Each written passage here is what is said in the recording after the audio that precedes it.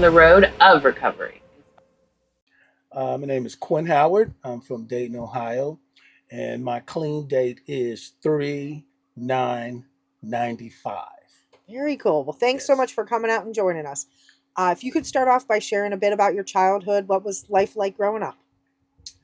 So I grew up here in Dayton, Ohio. Um, I primarily was raised by my grandmother and my mother. Um, I have three siblings. So it was all four. My mother had four boys. Um, so when I grew up, single mom with grandma helping out. She lived with us, so there was a lot of structure Mm-hmm. and discipline. My grandmother passed away. I was about 11. I was 11 years old, so somewhere between there and 12, I started smoking cigarettes, and we were sneaking and smoking. By the time I was 13 and headed to high school, I had already experimented with drinking, and so then by the time when I did enter high school, then the other stuff started. Smoking marijuana, and progressing into some other things. Now, nothing got extreme during those times. We were just kind of consistent with during those days in high school, with partying. Mm-hmm. Kid stuff. Yeah. Yeah. I was dating a young lady and working part-time job, still partying, and um, my I was 19 and turned 20, getting ready to turn 20, and my uh, my first daughter was conceived. Child was conceived. January 1982 um, is when I finally got my chance to go to college. And so it was January. My daughter was born that April. Here I am, a young man in college with a new baby. And I was really focused on school. I did well. I made dean's list, all that stuff. But one of the issues, again, going back when we talk about behavior and not knowing at the time, I was still, one of the things that goes along with college is partying. Absolutely. You Yep. know, eh, so life's moving on. Hey, I'm partying. I don't have any severe consequences about anything. I'm young, um, and so when I got to Houston and I'm doing all these things, and then I had got a little part-time job, so I'm working, going to school, doing the reserves, got a plan. Um, but this is when the downfall started. So I'm in Houston and run to this guy. You know how it is when you're dope fiends. You always find where the dope is. Mm-hmm. Um, and I ran into a guy who had some cocaine, uh, and I got me some, and I'm sniffing or whatever. And then one time I ran into him. He didn't have any powder. Mm-hmm. He had the rocks. Now I was familiar with them, but like I say, I wasn't too, Hadn't crossed that line. yeah, Yeah. right. I wasn't too keen on it.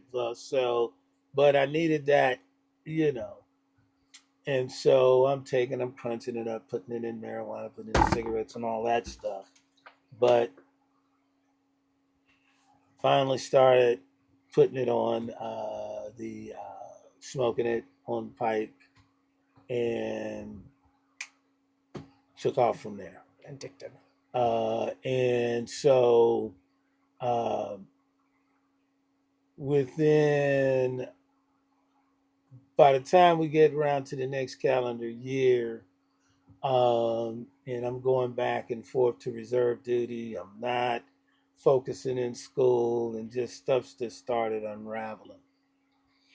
So we get to summer of '88, and I reason why I throw these years in there because they're really significant. We get to summer of '88. Now things are starting to unravel. I'm dating this lady at the time, living with her, and I stopped going to the reserves. Um, I'm running the streets, chasing the dragon, um, and my car gets repossessed. Just everything just starts. Now the consequences are coming, and so this guy's knocked on the door. I didn't, looked down. There was some detectives, and they said, "Hey, are you Quinn Howard?" Yes. Turn around. Get a warrant for your arrest. And I'm like, huh? Yeah. For what? So and understand something. This is the first time. Now I'm in my late 20s. It's the first time I'd ever been arrested in my life. Hmm. And so now I go downtown and I get charged with felony theft of service, auto theft. I'm like, wow, okay. And so I got on probation, and just to cut through a lot, I had didn't follow through with probation, and I called my mom, and so I was staying with some folks, and she sent some money for me to catch the bus back home. Now, mind you, I wasn't supposed to come back because I didn't have permission Right. because Yeah. I was on probation. During that time when I came back in the fall of '90, my twins were conceived. Oh wow. Okay. Yeah. And so probably around November, December that year. And so, um, and by the summer of '91, they were born, but I was back out running the streets using, and it had gotten really bad. So um, I was here in Dayton, up on at a dope house up off of Main Street, North Main Street here in Dayton, and the task force came in, and they, they weren't looking for me because they had been monitoring this out, and the folks that were selling drugs out of there. I just happened to be in there hanging out. And but when if I don't know if you've ever been in a drug house that's raided by a task force, whoever's in there, everybody's getting checked Yeah. out. Yes. Okay, Right. yeah. Yeah. So they had gotten my ID, and they went out to the vans, and they came back. They says, "Oh, you wanted in Texas?" I said, "I don't know what you're talking about." He says, "Oh yeah, you do. We'll find out when you get downtown." Hmm. So he signed the papers, and they says, "Hey, they got 10 business days. Texas does to come get you. They don't come get you, then we gotta let you go." Okay. Well, so I'm like, "Oh, okay." Cross my fingers, right? Well, on the ninth day, Oh. Texas shows up, but they had someone from Texas Department of Criminal Justice come and do what's called a parole in absentee. Okay. So I got a prison number, but I didn't go to prison Huh. at that time. Yeah. But I ended up spending about 5 months maybe in there because I still had to go through a parole process, and they had some folks come and they sent me to a halfway house. And I went out on the furlough, didn't come back. Mm-hmm. And so this is when it all kind of came to an end. So I'm sitting on some steps in an abandoned apartment building. Had been getting, just running streets, getting high for days, hadn't taken a bath, just real grimy. Yep. And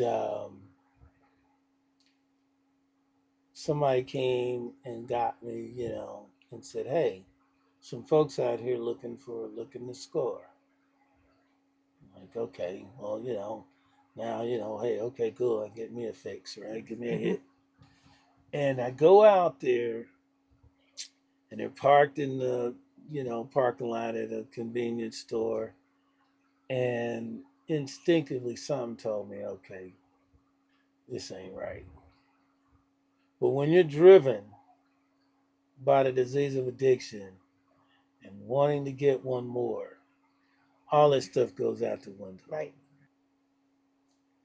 It just don't. I already know what's going on. Okay, it don't even smell right. Mm-hmm. It's like, hey, what you looking for? Hey, man, we're trying to score, man. You got something? No, I know where it's at. So I hop on the back of the truck, take them down to where the drugs are. They go in, they score, they give me some. I put it in my mouth.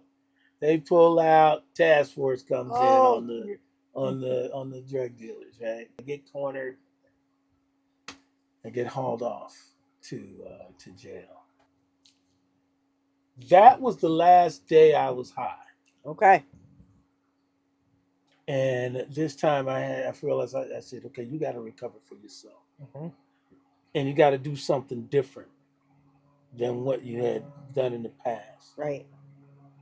Got to become actively involved in your recovery. So what are you going to do different? And so March 9th, I had made that decision in my mind to surrender, give up. You lost. Drugs kicked your butt. And so I started doing some things differently. So while I was incarcerated for that year, H&I came in. Mm-hmm. And when they came in at 12 o'clock, the volunteers from H&I would come in. I'd get up, and we'd sitting there watching football or getting ready to, and I'd go to that meeting. I got out. It was March of 95. I got released a year to the date. I just was all in with my recovery, and I tell folks, I said even back, during that time. So we're talking about the mid '90s, and uh, my kids are young. My mother, I went and lived with her for a couple of years, and um, but I was going to meetings very regularly. Um, and I got a sponsor, and and I was just, several times a week I was in meetings. Mm-hmm. Started working the steps. Steps and all that stuff. Absolutely. I got humble. I got a job. Long story short, I only wanted to stay on the job a couple of years because I just needed to get a job, pay child support, take care of myself, put gas in my car, all of that. Mm-hmm. But I stayed put, and that job turned into 9 years. Wow. And I built a foundation there because what I had, again, sit still. Something kept saying, don't move, sit still, go to work, take care of your kids, um, take care of yourself. And I built a foundation with that. Mm-hmm. Ended up, all those years I went to college, wanted to finish school. Mm-hmm. So I'd been on this job for about 4 or 5 years, and finally I filled out paper because I was under the impression, again, getting misinformation, having a felony conviction. I was under the impression that I couldn't get financial aid. I'm like, wow, really? So, so here I have. I've been home for about 5 years, and now I'm 40 years old, mm-hmm. and I'm going back to college. and I'm working this job, and I'm going to school full time, and I'm staying clean from drugs and alcohol. I mean, that was it. Yep. Work, meetings, going to school, work, meetings, going to school, getting the kids and stuff in between. Hey, doing that, and I just continued that, and life began to get better. Life's getting better, and so after I graduated from that program, then I got into a master's program. That's when I started getting involved in doing reentry work. Okay.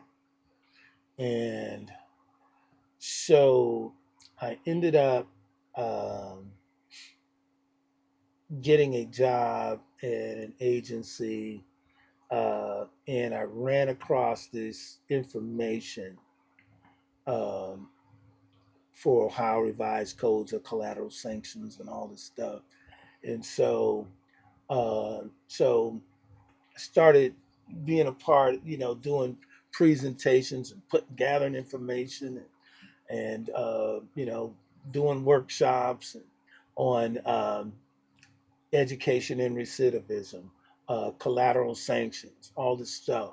Um, my journey has been continuous over the years. Absolutely. But the Yeah. one thing that so sticks out for me is that persistence that, life threw different curveballs at you over the years Yeah. and whatnot. And you kept with it and, and, and, Yeah. and look at what turned out. And the other piece of that is you seem to enjoy it along the way, that you didn't, I'm sure there were tough Yeah. days and, Oh, yeah. and whatnot, but you seem to, once you made that decision, being able to embrace life, that old Yeah. cliche, life on life's terms, Right. and really embrace what it is and the opportunities. And you took, not only did you take help when it was offered, but also you looked for opportunities out there. When you wanted something, you went after it and got Sure. it. Well, thank you so much for coming out I and hope I was spending able the to give time. you- yeah. Incredible. Very, it knocked it out of the park.